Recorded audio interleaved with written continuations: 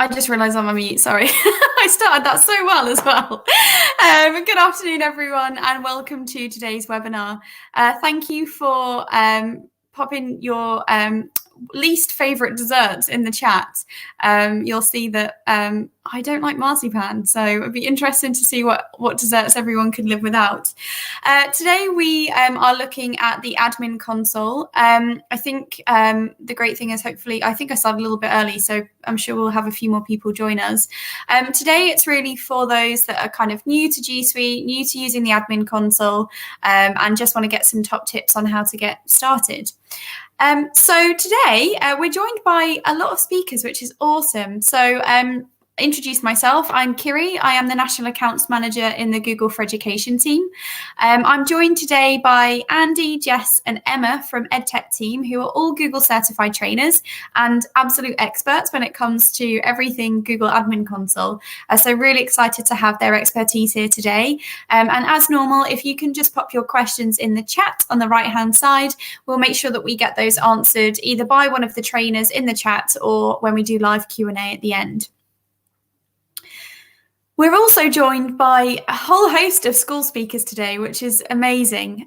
So we have Rebecca and Gavin from St Philomena's School, which is in London, and we have Marina and Mark from Oldham Hume Grammar School.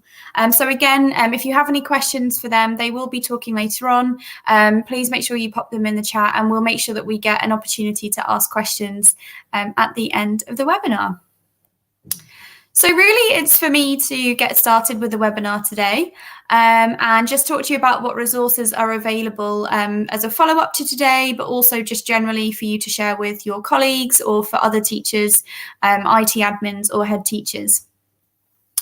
So for those of you that are brand new to G Suite, you'll know that you maybe won't know that G Suite is a free set of productivity tools available for schools across the whole world. We have things like Google Docs and Google Sheets and Google Slides that all fit into G Suite, but we also have Google Classroom. And if you are interested to learn how to use some of these tools specifically, we have been running a series of webinars over the past few weeks, specifically aimed at using these tools for distance learning. But what you will find when you watch these back is actually they apply to any type of learning, really, even if you're in school. And actually the schools that we have talking today will talk to you about how they were doing online learning anyway. And so it made an easier transition to distance learning given the current situation. So the reason that these tools are so popular and that we do see this massive usage of G Suite is because the general feedback that we get from teachers and staff in schools is that they're really easy to use and they're really intuitive. You'll see that the share button is in the same place, for example, in all of the different products that you use. So that familiarity of the tools really makes them really easy. They're also flexible and scalable, and kind of to my point, given the current situation, we're seeing lots of organizations who are maybe kind of just starting out with using Google Classroom and G Suite and have been able to get all of their users on board really quickly and easily. It's built for collaboration, so you're able to collaborate live in real time. Even more useful now, considering we're not all in the same place, to really spark those moments of people working together that we're kind of missing, right, by being in our own homes, in our living rooms, or working in our kitchens, or wherever we're getting some peace to be able to join webinars or calls. And just to note that it's secure by design, and we'll touch a little bit more on the security settings when we get onto the hands-on section.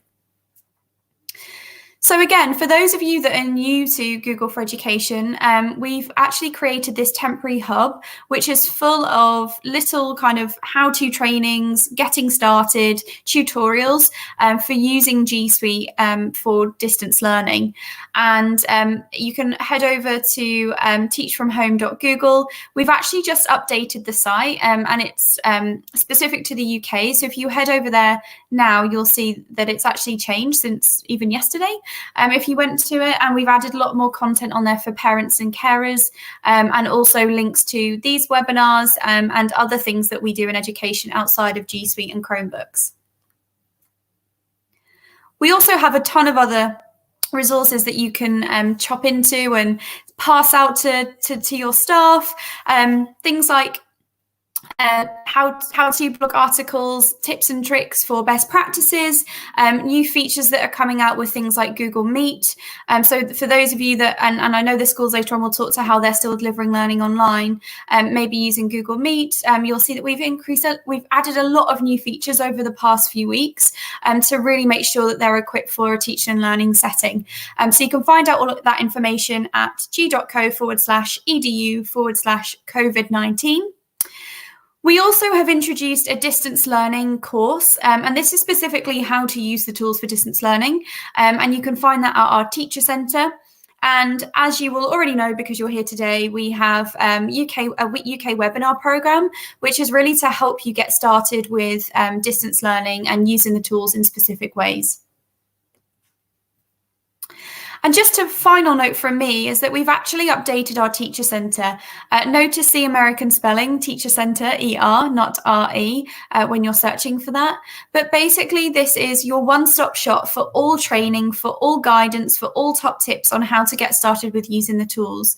So in addition to all of the webinars that we have available, where you're hearing live stories from schools and trainers in person, they're giving you a demo of how to use it, you also are supported by these product guides that we now have on the Teacher Centre.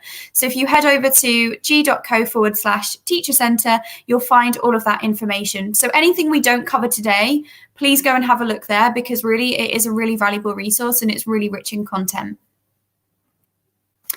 And with that, I'm going to pass over to Jess from EdTech team, who is going to be kicking off our live demo of the admin console. Over to you, Jess. Thank you. So I'm going to give a basic overview of the admin console, and then as the hour goes along, there will be more detail and much more opportunity to delve into each of these things. But as you're starting off with the G Suite for Education journey, I think it's really important for the stakeholders that will be involved to have a conversation, make a plan based on your kind of long-term vision of what you want to do with the console. So this could involve your teachers, your educators, your IT people, and hopefully SLT members as well, to put your minds together and decide what the organizational structure is going to look like and how that might evolve over time. So there are a few things to consider when you are getting started. And I think if you think of these things at the beginning, it will create less issues later to have to sort out. So this is an example, and I'll go into the admin console in a minute, but of organizational structures. And these are going to look different depending on your organization. For example, if you are a school that is a part of a trust and you have multiple schools in your trust, or if you're an independent school, this can be very personalized for each institution. And this is one example of how you might decide to break down your organizational units in the admin console. Also considering that the devices should be included in that, and Andy will talk more about that piece later. So some schools go with tagging the students by graduation year rather than the current year that they're in, to consider the matriculation of the student groups as they're going through your school. So we can't just think about right now, but in the following years, and also if they're moving, for example, from primary to secondary, how that might look. So as you're considering your organizational unit, you also want to consider the user's password requirements and how you will make your usernames. So these can be configured. The password settings is something you actually want to do before you import users, because then when you import users, your the fields that you put in your CSV file or however you're going to upload them will match the security policies that you've already set. So the password management area can be differentiated, and I'll talk more about these organizational units in just a moment. But the basic overview is that you can click on any unit and you can then change the password policies. So if you see in our example school here, we can make the students only have 2-digit passwords, for example, or we can make Staff have to have stronger passwords, and we can make the admin accounts like your super admins, which you always want to have a few of in case people move. You can have them have two-step verification, for example. So you create those organizational units here, and that creates this overview. You can see what we've done here. So we have our devices and we have our staff, which you can have as faculty or again, whatever works for you. We have lower school, upper school, sixth form, and you can break that down into as many different levels as you need or as your organization sees fit. Also, consider the long-term implications when you are choosing usernames and things for your individual users. You only have to have 4 different parts when you add your users. And this is their name, first and last, and an email, an organizational unit, and a password. So when you are thinking of their usernames, their emails to be had, which will match your domain, do consider duplicates, consider long-term possibilities. So some schools go with adding the class year onto usernames. Some use a number, an identity number of some sort.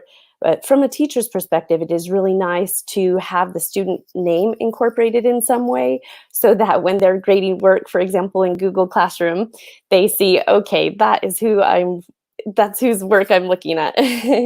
So the ways you can upload users are individually, like you see here. And again, once you have your overview of your organizational units set up and your password policies set, you can add users. And I think it's nice to start with a sample group of users so that you can kind of test out and see how it is. And also you can add sample student accounts and also teacher accounts if you like. So you can log in and see what they can do and which apps they have access to and all of that. You can also bulk upload users. And you can do that by simply uploading a CSV file. And you can do this in several different groups. So if you want to upload your primary students and then your secondary students at different points, you can do that. This CSV template is very useful to download because it will have all of the fields that you can input. But again, you only need the names, emails, passwords, and organizational unit. And those are the only columns you have to fill out. If you're in an organization with thousands of users and you need some support in doing that, these are some different Google services that you can access. And the last few here are third-party partners that you can contact to help you in that process. I think I mentioned already, but definitely consider having a few, we say about 3 or more super admins, so that if someone does leave the school or changes their role, you have that access. And you can identify individual users by going to the individual, and I'll show that in just a moment. These are all the admin roles here, and you can actually have specific roles personalized. These last few here are things that we've done as an example of you can just make it so that a teacher can change the passwords for their class. You can make it as easy as you want. And if you forget where to go, if you're not sure, you click on that admin button to go back to this kind of homepage. And a lot of these parts and pieces won't be applicable or won't be used a lot, but the places you'll probably spend a lot of your time are in the users and organizational units. And so you can access all of that with this drop-down menu here on the left. And of course, this is Google. So another useful tool is the search bar. And you can search by a username or by a group name here. And you'll see what also comes up is where you can go and access different help articles or also access permission changes within an app. And so that's the last piece that, oops, I misclicked there. There you go. To talk about is the apps. So what comes with the G Suite for Education package are these 13 core services. And typically most of them are turned on, but again, you can go and say you're not yet using Gmail, or you don't want your students to use Gmail. You click on that organizational unit that you've created, and you can click multiple services or single ones, and then you simply turn that off. So it does potentially take up to 24 hours for that to affect all users, but it often works right away. And the last part, Andy will talk more about turning off those apps and doing that with the different devices you might be using. And within those apps, there's so much you can customize. Everything can be customized down to the organizational unit. And like I said, the sub-organizational unit of your choice. And a wonderful guide that we will pop in the chat is the Quick Start Guide that takes you through these steps more in detail. So if you need any links to the support articles, they're all there. So I will leave it to Andy to take us further into the admin console. Thank you, Jess. And hi, everyone. My name is Andy Caffrey, and I'm a Google Certified Trainer and Innovator based here in the UK. And I'm just going to dig a little bit more into the admin console, particularly around devices. So Jess has already taken us through just that basics of getting users into the console. And I hope the one big thing that we sort of take from that is the fact that it really is customizable at different levels. And I still meet, when I'm working with schools and helping them with their setup, a lot of schools who think that things just need to be turned on or turned off. But that granular permissions, getting your organizational units right, maybe we can then start to say, well, maybe we turn Gmail on for year 10 and upwards, and we can have sort of a far more granular approach to allowing people more access to the services, particularly for staff, to give them a wider scope of things they can do. And that's a very similar situation when it comes to devices within the admin console. So I'm going to talk about how we manage Chrome devices in the console. But before I get into that, let me just a quick explanation about devices. So obviously we have the Chromebooks, a device that you can go out and buy in the shops. But first, to be able to control them, you need to be able to manage them in the console. And to do that, you're going to need a Chrome Education Upgrade. It used to be called a Chrome Management License, but now called the Chrome Education Upgrade. So often if you buy your Chromebook from an education supplier, it will come with a license. But obviously, if you just randomly go to PC World to pick up your Chromebooks, it may not. You may need to get a license to be able to manage it. That allows us more control over the device as a school or as an organization. And it allows us to put our device into the admin console. So we can enterprise enroll a device, which means just singly we press Control-Alt-E and log a device into the school domain. And that binds the device into the console. So now we can sort of manage it and make some choices about how it's controlled. It's always a good idea with our Chrome devices, and that's the Chromebooks and any Neverware devices you may have, to have them managed in the console. So here I am in my admin console. And as Sky mentioned, I could put this into search, but I'm going to click through and go through the devices icon, which will bring me onto this page and bring up a list of any devices I've got. And then I'm going to go over to Chrome Management because I want to show you some of the settings and some of the choices we have to make when we're going to bring devices in. So I'm going over to Chrome Management, and then once this page loads up, I'm going to go down to Device Settings to talk a little bit about the device settings. And you can see on this page, there's actually two different areas. We've got the top area here in the tabs. We've got the user and browser settings, and then we have device settings. I'm going to talk about device settings first. Device settings apply to the device, and it's a higher level permission than the user and browser settings. So thinking about the fact that you power a Chromebook up from cold, what settings do you want on that device? Maybe before anyone even signs into the device, of the certain things you want, certain rules you want to apply to that Chromebook. And so on this page, there's a variety of settings that you can change to customize that Chromebook for your use. I'm not obviously got time in our webinar today to go through all of the settings, but I'm just going to pick up a couple of the key settings for schools that are using Chromebooks and some of the things that they tend to change. So here in the sign-in settings, as you can see at the moment, I've got Allow Guest Mode turned on. Guest Mode allows you to sign into that Chromebook without necessarily putting a Google account on there. So in a school domain, pretty much we always turn that off. We can also choose in this area, are we going to allow any user to sign in, or are we going to restrict that to users from our school? So we could tie the device down so only users with your school email address can sign in. So we could narrow that down a bit. And then this next feature on this little list here is really useful in terms of being able to help students, because it's the autocomplete domain. And that means I can have the back end of the email address automatically filled in when a user signs in. So if you're working with a primary school and they're using Google and maybe they have a very long domain name because that's what they've got, you can use that to just help them get through and work in that area. So autocomplete domain name is really useful feature. And again, here you can change some of the sign-in hours, the wallpaper image, and there's lots of different options on this page for that device before anyone's even signed into it, to allow people to access it and allow them to access it in that way, which the keyboard uses and things like that. So I'm not going to dig into all of those, but just be aware we can set these big broad device policies first. And then in the next area, we have the user and browser settings. So this is a series of policies and rules that apply once the user has signed in. So once a student actually signs into the device, what's going to happen next? What controls or what things they're going to have permission to do? And that comes in our user and browser settings area. Some of these policies you'll see, as you see each policy, you see there's a little picture there of a Chrome OS. So as a Chrome OS device, that's our Chromebooks and our Neverware. But also as we go down this page, you'll sometimes see whether it applies to an Android device. So if the user signs into an Android mobile phone, would that policy take effect? And then occasionally we'll also see the browser button. I saw one back there, the browser one, which is also where that would apply to if they signed into the Chrome browser. So settings on this page can apply to all these different things, not just Chromebooks. So if you're a school that doesn't necessarily use Chromebooks, but have got students signing into the Chrome browser or they're using phones, some of these settings in this area will apply to you as well.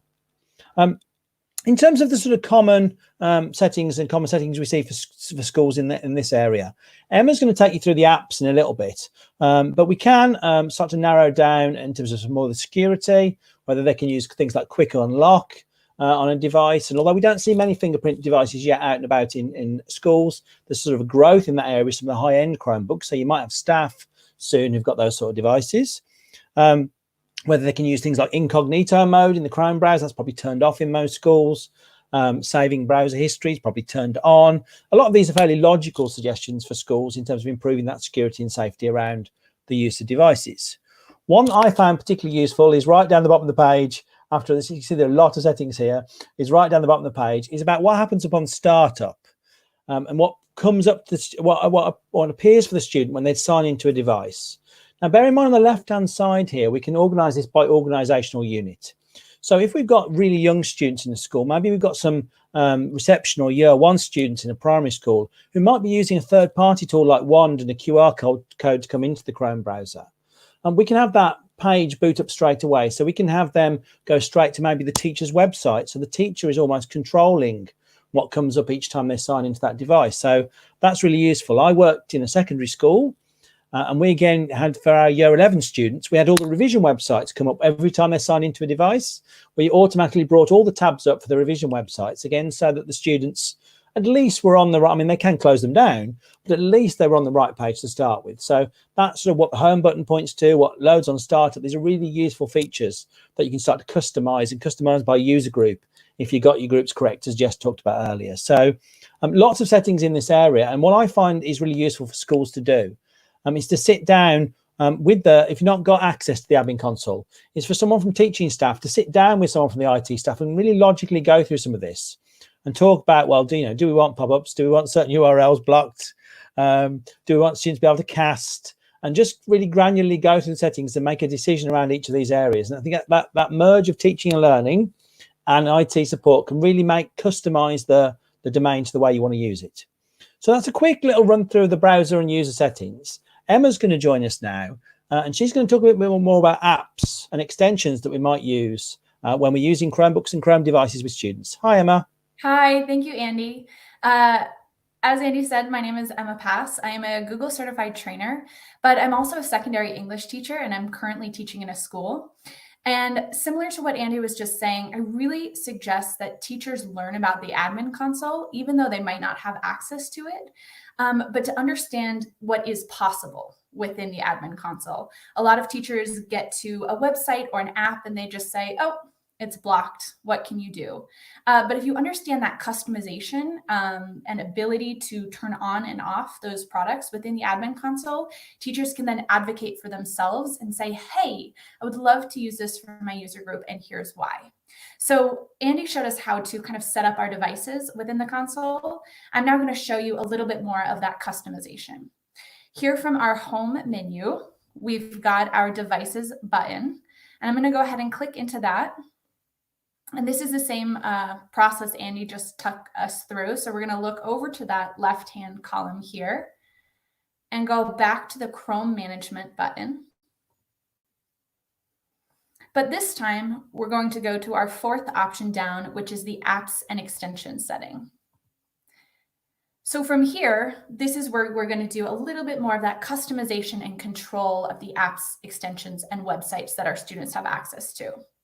Now, before I start installing things, look over again to our left-hand column. We now see our organizational units that Jess taught us how to upload and organize.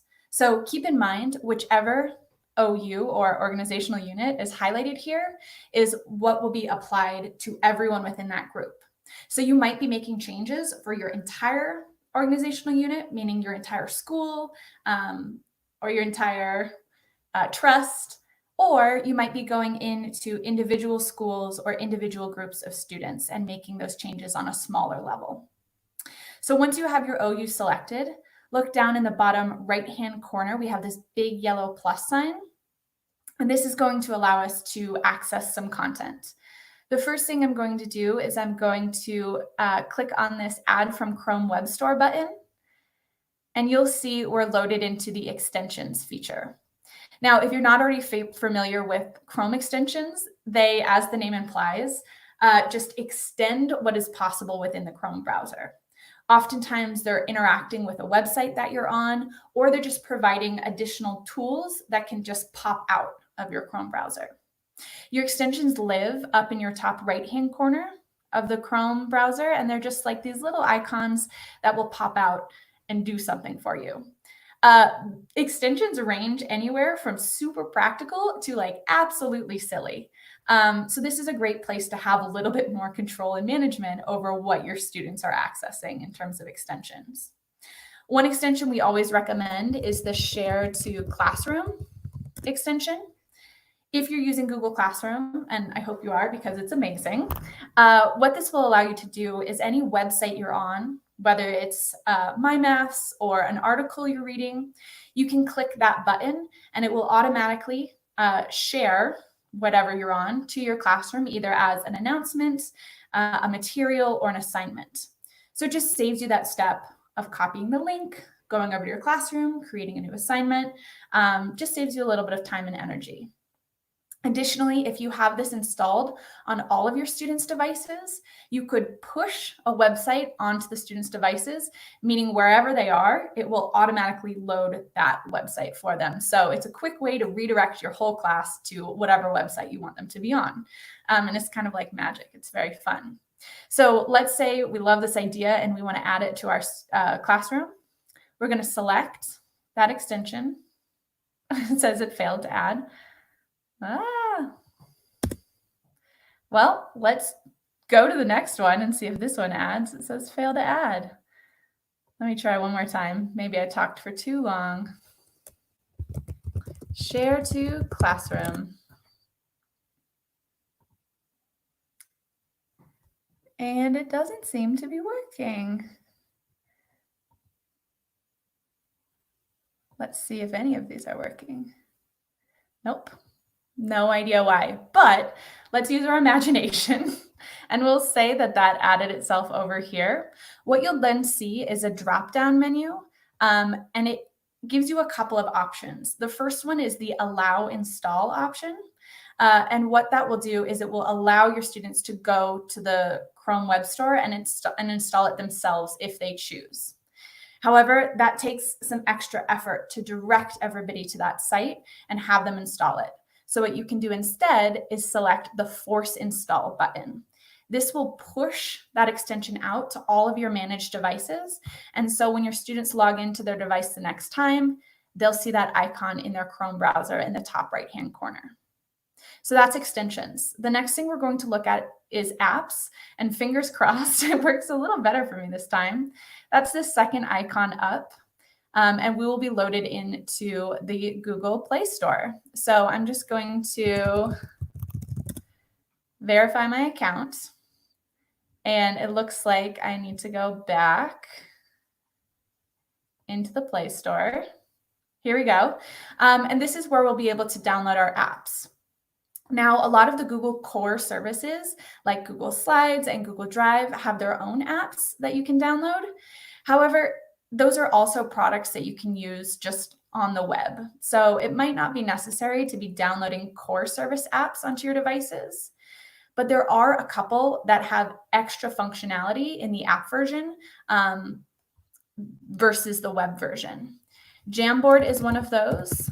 If you did not attend the webinar last week on Jamboard, I highly recommend going back and watching that video because it's a really amazing product. It's a virtual digital whiteboard with a lot of collaboration and really fun features. And there is a difference between what you can access on Jamboard on the web versus what you can access in the app. The app has a lot more functionality. So this is another one we recommend. I'm going to go ahead and select Jamboard. Woo, we're working now. And then I see this same drop-down menu that says allow install, force install. But for apps, it's nice to force install and pin. Pin means that down here in the very bottom of your device, you have these icons that just give you a shortcut right into the app. So if this is something you think you'll be using frequently with your students, it's nice to pin it to the bottom here.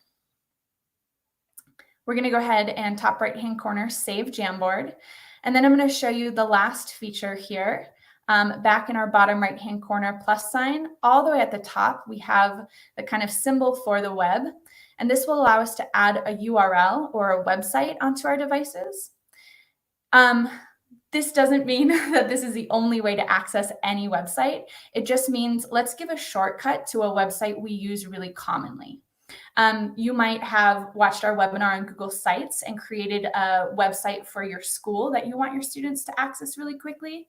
It might be Google Classroom that they're using every single day, or even a website like MyMaths that your students are going to frequently enough that you want to give them a little shortcut.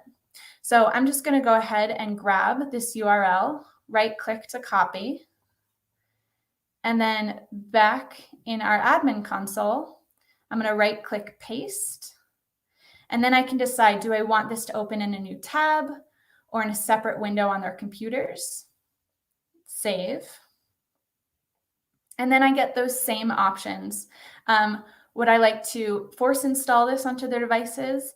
But I recommend that pin button so that they have a little icon down here that will really quickly allow them to access whatever site that they're using on a frequent or daily basis. One more thing to keep in mind with any of these is that once you save them, you might be really excited for your students to open their device and show you their pins and their new tabs.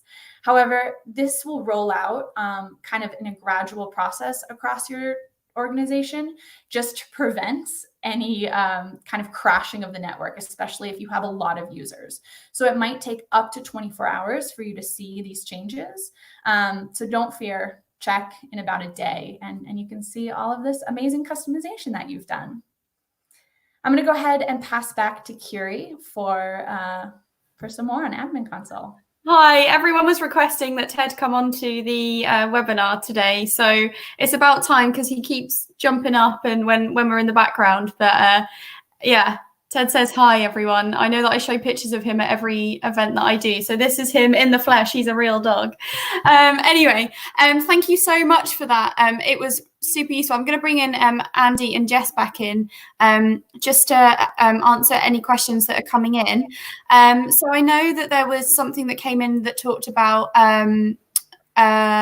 names. So if you're given students names, for example, how can you get it to just show their first name rather than their full name? In Google, everyone needs a full name in some way.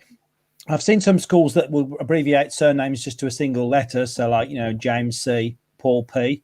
And that's one way around that. But it's a minimum requirement to have something in both fields.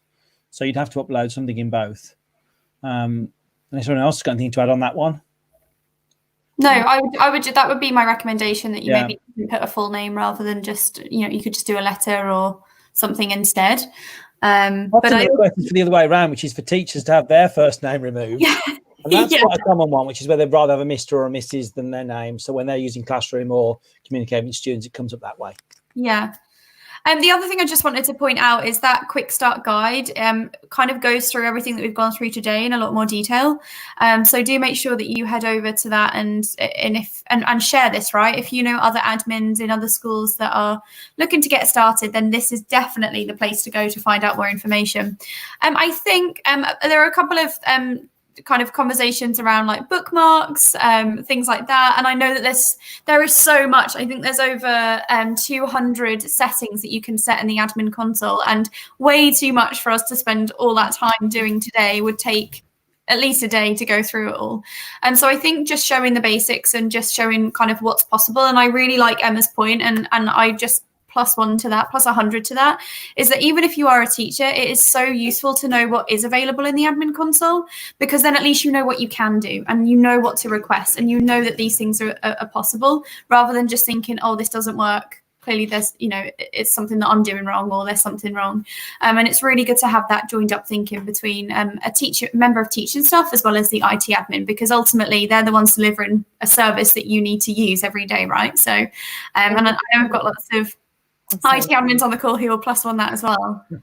I was just going to say, and even better if you, as a teacher, can get that admin access, or at least some level of it, from your IT administrator, so that you can perhaps, turn on and off apps and some of those basics. Yeah, and things like changing passwords for primary school students. That's a real common one that I see with IT, kind of like a computer lead or an IT lead in a school who has that delegated admin access, because the last thing that a network manager wants is 5,000 requests to change passwords in the first week of September because primary school students have forgotten what they need to do to log in. So it's things like that that can really kind of ease that pressure off from the IT team or the IT lead.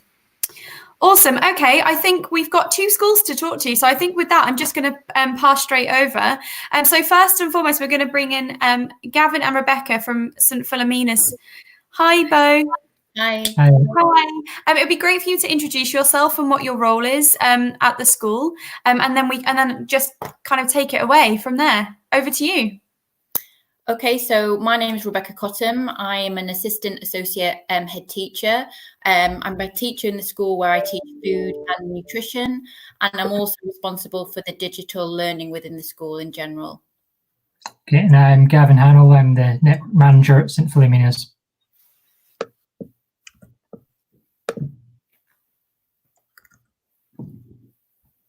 Okay, so I'm just going to give you a brief overview of our school. We're a voluntary aided Catholic girls' school set in a beautiful 25 acres of parkland. We're a 7 to 13 school, so we have sixth form as well. 155 staff with over 1,400 students. I joined the school in 2018. So really getting on board with what the strategy is for our school in general.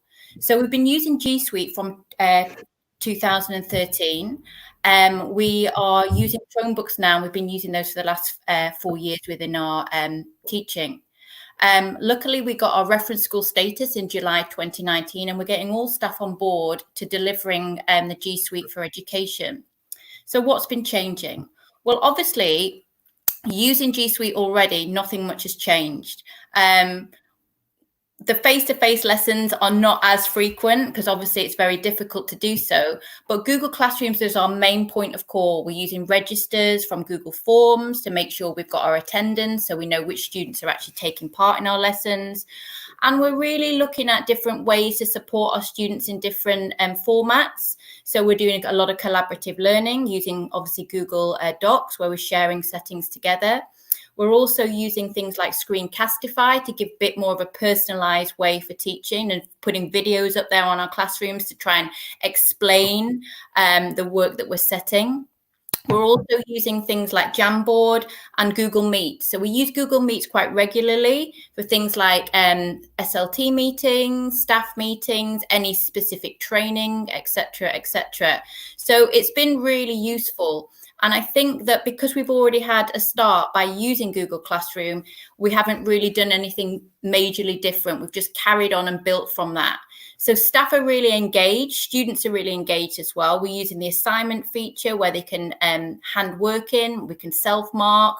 We're using comment banks. So we're trying to look at ways that with the teacher workload can obviously be reduced as well, but still carry on like a standard school. So we're using the same timetable. Every child has the same lessons that we would do within the school itself. And we're just trying to have assemblies and keep it as normal as possible. So Gavin, I think that there's a few things that you might want to talk about in regards to top tips for admin. Yep, sure. So just to follow on from that, the only setting that we've had to change for remote learning has been setting up Google Meet in the correct way. Everything else for a remote learning strategy is really just our one-to-one strategy. But a couple of things I was going to run through today was the user sync options that you've got, admin console reports, a couple of tips on Chromebook enrollment, and a few other things that I'll just fly through at the end. So user sync options, you've got manual creation and CSV upload. We use Google Cloud Directory Sync from our Active Directory, and we couple that with Google Password Sync. So that's installed in our domain controllers. And anytime someone changes a password on our Active Directory domain, that change is synchronized to the Google directory. If you're a school that already has Microsoft Azure set up and you already sync your user accounts from Active Directory to Azure, that's an option. So you can use your Azure logins to log into Google. And there's also a load of third-party integrators out there. There's WizKids, SalamanderSoft, Wand. If you're an LGFL school, I know that you have the option of syncing from their username system, and there are options for using API and GAM to automate some of that. One thing that's good to be aware of is the admin console. It's where I tend to spend quite a lot of my time. You get various reports out there. So I'm showing a picture of the drive logs here. So I'm able to go in, filter down by a specific ID on a file and see what's happened to that file. So the kind of classic student saying the dog ate their homework, it was Ted, we're able to go through and see exactly what that student's done with it. There's email logs, so you can see if an email has or hasn't gone out. Google Meet logs have been quite useful to go through and just see who's on meetings and things like that. Tips on Chromebook enrollment. So if you're taking on enrolling, say, for example, 120 Chromebooks and they're going into 4 different cabinets of 30, one thing you can do is create a user account, for example, cabinet A at your school name, and place that into the same organizational unit that you want the Chromebook to end up. You then use this setting that I've got on the screen here, the place Chrome device in that user organization setting. That's a user and device setting. And when you enroll the Chromebook using your cabinet A at school name account, that Chromebook will automatically go into that folder. And then you just, you don't have to do any looking up of which serial numbers in which cabinet. You just know you've done 30 Chromebooks and they go in cabinet A. And then there's also Arduino and a bit of code from Amplified IT, an American company.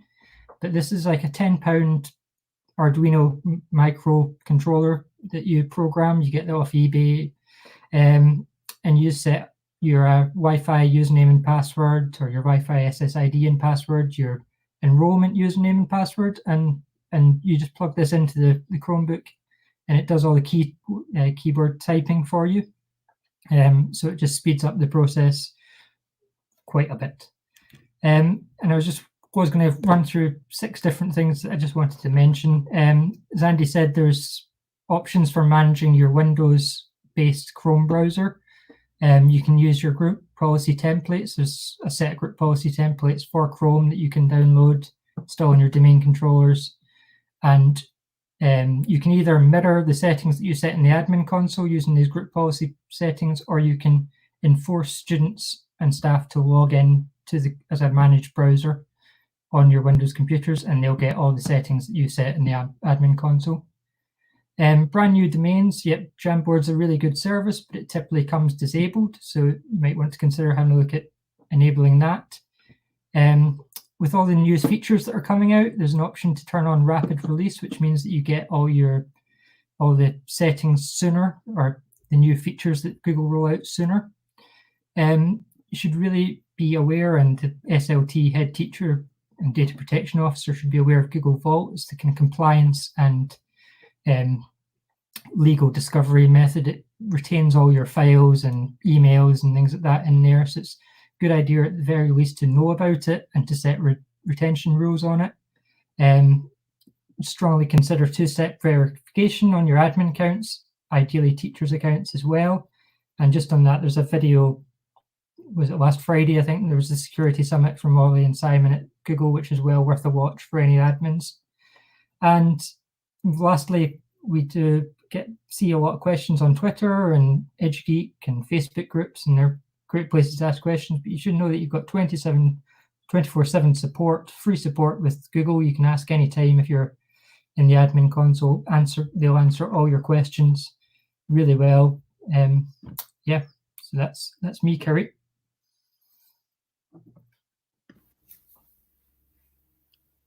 Thanks both. Sorry, I think there was a bit of a delay there and he was going to add me back in. Great. Thank you so much. I got really distracted then because there was some discussion around where your accent's from, Gavin, and some of the US folks on the call couldn't quite place it. So there was a bit of a disagreement going in the chat.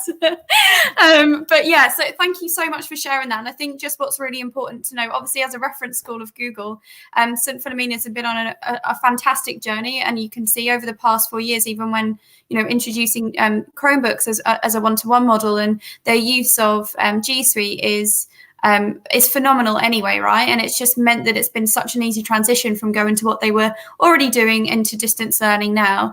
And I think probably everyone watching is just really thankful that you showed those top tips, Gavin. I think it was really helpful to see kind of your rationale behind why you do certain things in a working school and what works for you in your particular context. So thank you for sharing that both. In terms of questions, what I'll do is I'll bring you guys back in at the end. So we'll bring in Mark and Marina from Oldham Hume, who are going to come and talk to us now, and then we'll bring everyone back at the end for Q&A. So make sure you pop your questions down in the right hand side, and with that I'm going to pass over to Mark and Marina if you'd like to introduce yourselves, and then away you go. Hi, I'm Mark Jones. I'm Director of E-Learning at Oldham Hume Grammar School, but I'm also the Head of Physics. So I'm in day-to-day teaching and then seeing how that manages through my department and then wider, and seeing that impact across the school as Director of E-Learning. Hello, everyone. I am Marina Constantinido. I look after the G Suite for Oldham Hume Grammar School. So I think you see quite a lot of parallels between us and St. Philomena's. We, though, go from nursery right up to year 13. We're quite a small school. I suppose if that's 800 students, that's right through the school. So that is from nursery down to up to year 13.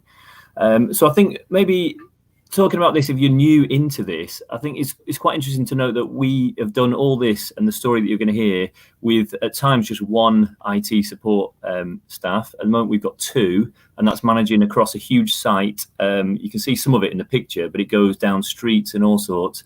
And working in the cloud has allowed us to collaborate across a big, wide site and do that with a small amount of support from the IT. So we've been using it actually since 2014. We've been one-to-one a year later. So we did a trial with just a class set. And we've gone from quite an aging IT infrastructure back in 2010, really, to getting the highest possible rating with ISI last year. And really, the inspectors were impressed by how the IT was through every curriculum course, and it linked home and school, which is making this transition at the moment so easy, really, for us.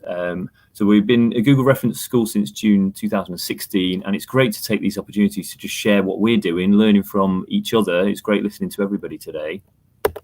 I think just talking about a few things we've learned here.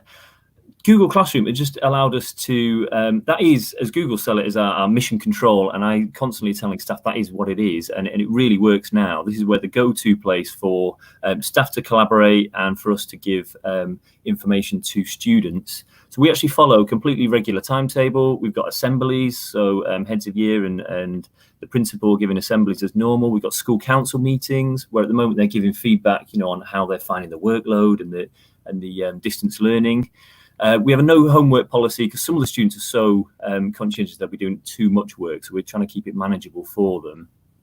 And I think, again, a lot of this, when you go to using the Google suite, the 4 C's really come through. And this is just for staff. This is for staff and students. So communication. So we're using, just as St Philomena's, we've got asynchronous and synchronous. So teaching and learning. So asynchronous meaning we're doing pre-recording and synchronous being using Google Meet. So we're using either the recording function that Google have enabled for all schools to have the advanced pro features for free. So that's recording all of your screencasts as well. So you can record that and using Screencastify, and then using the Google Meets has been brilliant as well. So collaboration, I mean, we're collaborating, we're all obviously isolated at the moment, but we feel like through shared schemes of work, by sharing classrooms, sharing resources, that's been great, and getting the kids to collaborate as well. Creativity, so we're demanding it from the students. I mean, really, you're trying to think of them doing their own podcast, them creating their own screencast themselves. We're able to do stuff that we wouldn't be able to do, and I think the Google tools have meant that they can learn just as effectively independently. And so we're doing all this and trying to develop. I think we're going to find come September that staff are going to have changed the way that they're teaching. We're going to be using more of a blended learning approach, I think. And we're basically just collating feedback from parents and students and teachers and trying to share that forward by shared docs there. And then we've got a teaching and learning classroom, which is really important because obviously we're all doing things like this. How are we going to share this back to our school? Well, we've got a teaching and learning classroom where I just took a quick look at that just before this and copied some ideas into here. So we've had people do ideas about stop motion. Moat is a new one that we've just hit on, which allows you to integrate really well with Google Classroom. Gives you 1 minute to give verbal feedback on work, and just going to speed up, again, they were mentioned before, workflow for teachers. Has been great. Nearpod just had another one from Menti, from a history teacher there. Students doing screencasts in PE and stuff. Class shared docs in maths where they're helping each other. So I think it's students are working in with these 4 Cs, and so are staff. So I think it's how Marina has set this up. So I'm going to pass on to Marina to tell us how she set this all up for us to be able to work in this way. In a nutshell, really, because we haven't got much time, but really all I'm going to do is reiterate what everyone has said so far, and what has really enabled us to move very simply from teaching in school one day to just teaching from home the day after, without just tweaking up the settings on Google Meet and providing some staff some training on it, was the fact that we have a very well organized domain, and Andy and Gavin have also touched on this. So what you really have to give a lot of thought, consideration into, is the structure of your domain, the OUs and the devices. We usually they have to mirror each other with a few, obviously, changes, maybe a few additional OUs in devices. As you have seen, policies for users and devices are very granular. You can change things from one OU to another, from one year group to a different year group. So what this has enabled us to do is that we know that every one of our users know that they can get on, they know where they find the major apps that we use. We whitelist additional apps on request on the Chrome Web Store and on the Google Play Store. So teachers, so students and staff can actually go on there and find additional applications to help them do their work. One of the things that I think is quite important, especially with the apps on the Google Play Store, is that all of the changes in permissions have to be set so they are reviewed by the super admins. And that's these are the basics on setting up the domain. Some important Chromebook settings, and I think these are things that are important for us as admins to make our life easier, especially in the smaller IT departments, and to make sure we can avoid problems is, again, the setting that was mentioned earlier by Andy, to be able to lock your access to the Chromebooks to school accounts only, and also to disable the ability for students to log on to secondary Google accounts once they are on, because that can cause problems with things like access to applications that use single sign-on, which simplifies things a lot for our users, printing permissions, and so on. I will then speak about a tool that is extremely important to me. It's the Google Apps Manager, or GAM. We are not lucky enough to be in a position to use Google Cloud Directory Sync, or to be able to sync our MIS with our Google domain, which means that a lot of the work has to be done manually. So GAM is command line tool that can be used on different environments, and luckily enough now on Chrome OS as well, using Cloud Shell. Can be used on Windows, Mac, Linux.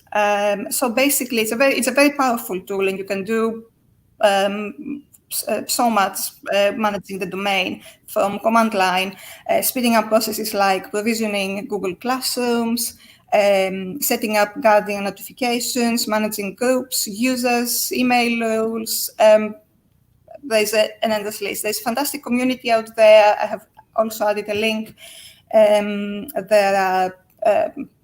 There's a lot of information on how to install it, some basic commands. I will then just speak about something that has been very useful for me to provide support for my users during lockdown, because I have to support a few hundred users by myself. So obviously I have to find ways to, and obviously very often communications by email do not work. You cannot get all the information that you want from your users, and it has to be emails back and forth. I have found out that using templates on Gmail settings to create a library of troubleshooting tips has worked really very well for me. So things like power washing a Chromebook, which very often solves most problems. Tips on how to connect to a printer at home is a very, very good tool for speeding up the job of an admin. Someone touched briefly, I think, here before about using bookmarks. Using bookmarks for us has been very useful. We have different bookmarks pushed to different OUs, so different year groups, different staff groups. So the students, for example, have links to the pupil portal. We have Google Forms that they use to to record IT issues. So there are very different things that different departments want on there for them. We also use the starting pages that Andy spoke about. So for our students, we've got the Google Classroom calendar as the starting page, which is a very good tip. They like this a lot because it helps them see what work they've got coming in. For our staff, we've got a staff portal which is built on Google Sites. Even though this is old Google Sites, we're moving on to new Google Sites very soon. We've got an app hub on there and other useful documents and links for our school. Okay, and just a few just very general tips from me. One thing that I forgot to mention is that AppScript, for those of you who have not used AppScript, is a very powerful tool. Again, you can use it with, we use it a lot with Google Sheets. We have automated many internal processes and cut down on a lot of paperwork. I wanted to say that really the key to make this a success and as easy as possible for IT admins is to stick to a uniform approach with the basic tools that work well for you. The majority of the calls that we get during lockdown are really on training, rather than actual issues. And another very important thing is that any feedback, please pass it on to Google because they are listening. And that's it from us. Thank you. Thanks, Marina. Yeah, the thing that Marina mentioned there about feedback is really important, right? And I love that you've highlighted that on your slide. In that little feedback button you'll find in most of our products, that actually gets sent to our product team, and every single piece of feedback is read.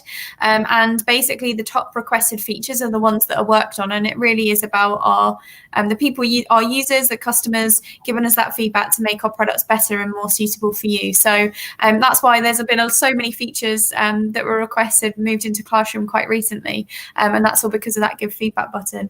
Thank you so much both. I think that was, again, another really insightful way and really different ways, right, that you're using the admin console and that you're doing things slightly differently to St Philomena's, but again, like, totally valuable, and hopefully everyone off the call got to understand a little bit more in a school setting what that's like. I know that Gavin and Rebecca had just one thing that they wanted to share, so I'm going to bring them back in, probably wrap it up in 1 minute because we're over time. But Rebecca, just if you want to kind of take it away. Yeah, just a quick last minute thought.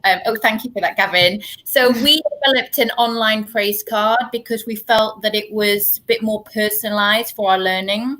So on our main site, there's a button where staff can just click. They can either send a whole group of cards through a mail merge setting, or you can just put a note of praise to one specific person there. So just think that's a really nice thing to do, which gives the students a bit more like personalized learning and saying, you know, you're doing really well, keep it up, etc., etc. So yeah.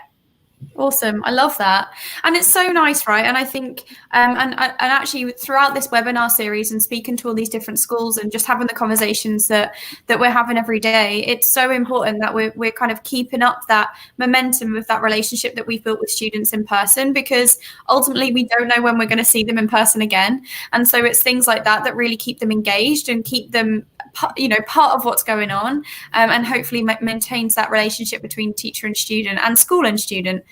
So I love that. That's really great. And just to kind of shout out to Gavin, because there's some great stuff that Gavin's been sharing on Twitter.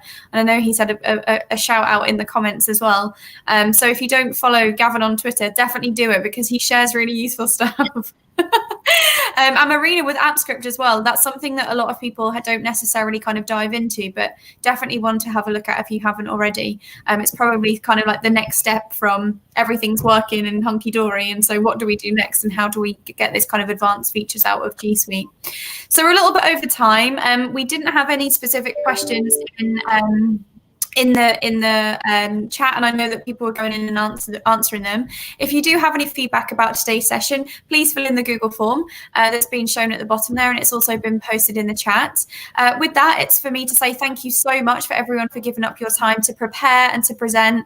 It's not that easy when you can't see people that you're presenting to because you can't read a room, but I know that I found it incredibly valuable to listen to your stories, and so thank you so much. And thank you to our trainers who aren't on the screen, who gave us a really great demo of a lot of the things you can do in the admin console. And don't forget, you can head over to the Quick Start Guide for more information.